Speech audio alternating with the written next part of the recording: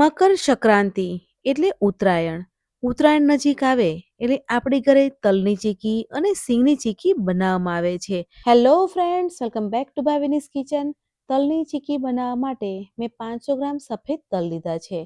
હવે તલને ધીમા તાપે શેકવાના છે. ફ્રેન્ડ્સ, સફેદ તલ અને કાળા તલ આપણા હેલ્થ માટે બહુ જ ગુણકારી છે. તલમાં કેલ્શિયમનું પ્રમાણ વધારે હોય છે. એટલે શિયાળાની ઠંડીમાં તલ ગુણકારી છે.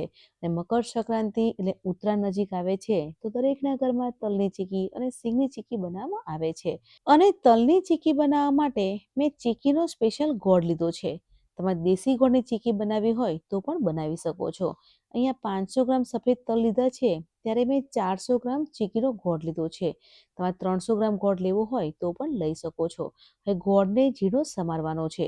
ગોળ ઝીણો સમારી અને પાયો બનાવીએ છીએ તો ગોળનો પાયો જલ્દી બને છે. તો 400 ગ્રામ ગોળ લીધો છે તો ઝીણો સમાઈ લઈશું. અહીંયા તલ શેકાઈ ગયા છે. તલ ફૂલી જાય અને તલમાંથી અવાજ આવે એટલે સમજી લેવાનું કે તલ શેકાઈ ગયા છે. ધીમા તાપે તલને શેકીએ છીએ તો 3 થી 4 મિનિટમાં તલ શેકાઈ જાય છે.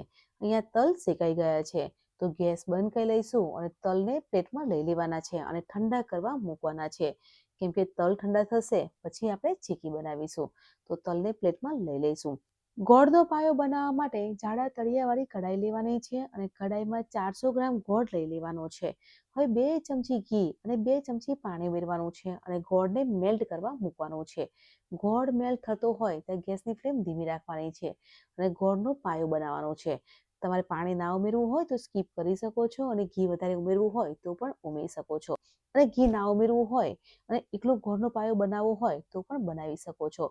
માર્કેટમાં તલની ચીકી અને સિંગની ચીકી મળે છે તેમાં ઘી ઉમેરવામાં નથી આવતું.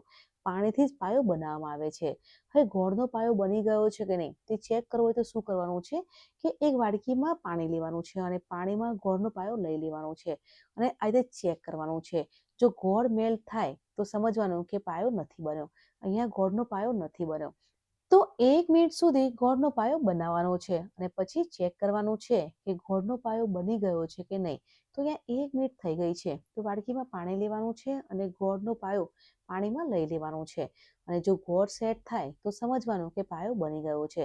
અહીંયા તમે જોઈ શકો છો કે ગોળ સેટ થઈ જાય છે. આપણે તલની ચીકી બનાવીશું ને તે સેટ થઈ જશે અને આ રીતે સેટ થવું જોઈએ.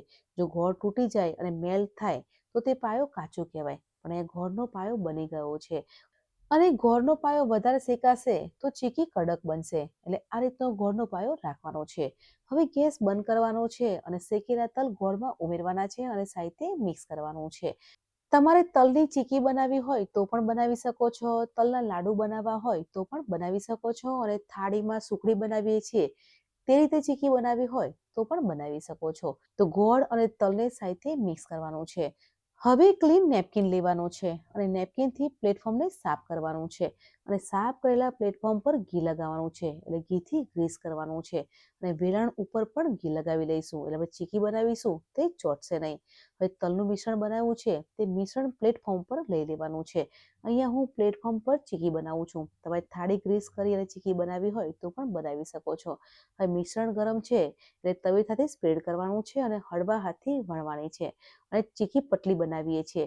તમારે થીક રાખવી હોય તો પણ રાખી શકો છો. હવે ચીકી ગરમ છે ત્યારે જ કટ લગાવવાની છે. એટલે ચોરસમાં કટ કરી લઈશું અને ઠંડી થાય પછી કટ કરવાની છે. ઠંડી છે એટલે ચીકી જલ્દી સેટ થઈ જાય છે. તો 5 થી 7 મિનિટમાં ચીકી સેટ થઈ જશે. અહીંયા તમે જોઈ શકો છો કે માર્કેટમાં જે તલની ચીકી મળે છે ને તેવી જ ચીકી ઘરે બને છે.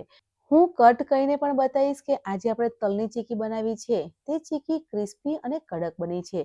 જે માર્કેટમાં તલની ચીકી મળે છે ને તેવી જ ચીકી ઘરે બની છે. કેમ કે ચીકી બનાવીએ છીએ ને તેનો પાયો પરફેક્ટ બનશે ને તો માર્કેટમાં ચીકી મળે છે ને તેવી જ ચીકી ઘરે બને છે. ફ્રેન્ડ્સ, મકર સંક્રાંતિ એટલે ઉત્તરાયણ. ઉત્તરાયણ નજીક આવી રહી છે ત્યારે મેં તલની ચીકી બનાવી છે. એકવાર જરૂરથી ટ્રાય કરજો અને કમેન્ટ સેક્શનમાં જરૂરથી જણાવજો કે આજની રેસીપી કેવી લાગી અને તમે ઉત્તરાયણ માટે કઈ ચીકી બનાવો છો કમેન્ટમાં જરૂરથી જણાવજો. મળીએ છીએ નવી રેસીપી સાથે. ત્યાં સુધી bye bye, take care, enjoy.